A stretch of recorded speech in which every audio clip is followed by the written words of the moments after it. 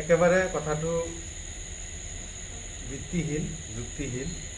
মই বিগত প্ৰায় 10-12 বছৰ ধৰি দলটোক সেৱা আগবঢ়াই আহি আছোঁ।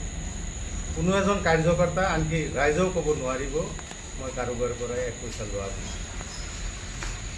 এই ক্ষেত্ৰত মোৰ ৰাজনৈতিকভাৱে মোক নিষেধ কৰাৰ বাবে মোৰ বিৰুদ্ধে আমাৰে কিছু সংখ্যক লোকে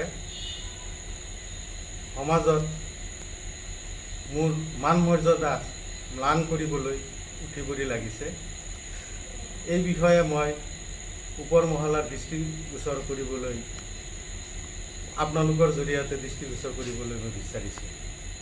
আৰু দলটোক যি সময়ত ইয়াত বিজেপিৰ কোনো নাম গোন্ধই নাছিল, তেতিয়া আমি ভাৰতীয় জনতা পাৰ্টিৰ পঞ্চায়তৰ আমি সভানেত্ৰী জিকাইছিলোঁ, আঞ্চলিক সদস্য জিকাইছিলোঁ, 4টা মেম্বাৰ জিকাইছিলোঁ। তেতিয়াৰ পৰা আমি কষ্ট কৰি এই দলটোক পঢ়াৰ আৰু বিস্তাৰৰ কাৰণে লাগিছোঁ। এতিয়া ক'বলৈ গ'লে এই কথাটো একেবাৰে যুক্তিহীন আৰু যিটো মানুহে মোৰ ওপৰত অভিযোগ আনিছে তেওঁ বিকলাংগ হয়। এই বিকলাংগৰ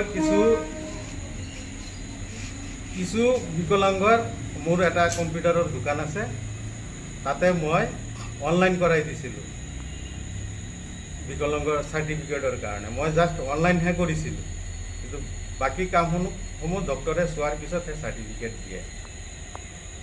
ইয়াৰ পিছত এটা চক্ৰ লাগি তাক উচতনি দি মোৰ বিৰুদ্ধে SP ছাৰৰ তাত এটা এজাহাৰ দিছে। তাৰ উপৰিও বিভিন্ন নিউজ চেনেলত মোৰ এগেইনষ্টত বাতৰি সম্প্ৰচাৰ কৰিছে। মই এই ক্ষেত্ৰত বহুত দুখ পাইছোঁ। ৰাজনীতি ইমান তললৈ যাব নালাগে। যিসকলে মোৰ বিৰুদ্ধে এনেকুৱা পদক্ষেপ লৈছে মই ধিক্কাৰ দিছোঁ। নিপাত যাওক সেইসকল ব্যক্তিসকল, কাৰণ ৰাজনীতি ইমান তললৈ যাব নালাগে। আমি এটা দল কৰি আছোঁহে। কাৰোবাক কেতিয়া দায়িত্ব দিছে, মোকো এটা সৰু দায়িত্ব দিছে, মই সুচাৰুৰূপে পালন কৰি আহিছোঁ। মোৰ সকলো কাৰ্যকৰ্তাই তেনেকুৱা দেশ পৰিস্ফুট হৈছে। কাৰণ নহ'লে যিসকলে আগত দায়িত্বত আছিলে সেইসকলে অন্তত নতুনকৈ দিয়া যিজন সভানেত্ৰীক তেখেতৰ লগত সহযোগ কৰিব লাগিছিল। এইটো নকৰি উল্টাকে কিছু সংখ্যক ব্যক্তিয়ে মোৰ এগেইনষ্টত লাগি গৈছে। না আপুনি ক'ব বিচাৰে নেকি যে আপোনালোকৰ দলৰ মানুহে আপোনাৰ বিৰুদ্ধে লাগিছে? তেনেকুৱা এটা অনুভৱ হৈছে। যিহেতু নগাঁও লোকসভাৰ কিবা হেৰি হ'ব, ক্ষতি হ'ব বুলি কোনো ধৰণৰ ক্ষতি নহয়। যাক এতিয়া দায়িত্ব দিয়া হৈছে তেখেতৰ লগত আমাৰ একেবাৰে বুথ পৰ্যায়ৰ কাৰ্যকৰ্তাসকলৰ লগত আছে, আনকি ৰাইজও আছে।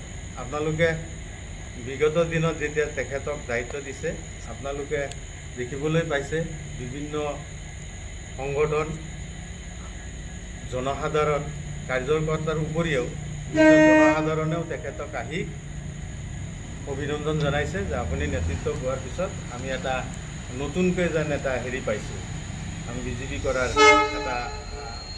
যিকোনো খবৰৰ বাবে যোগাযোগ কৰক 9181 307 221 আমাৰ এই নম্বৰত।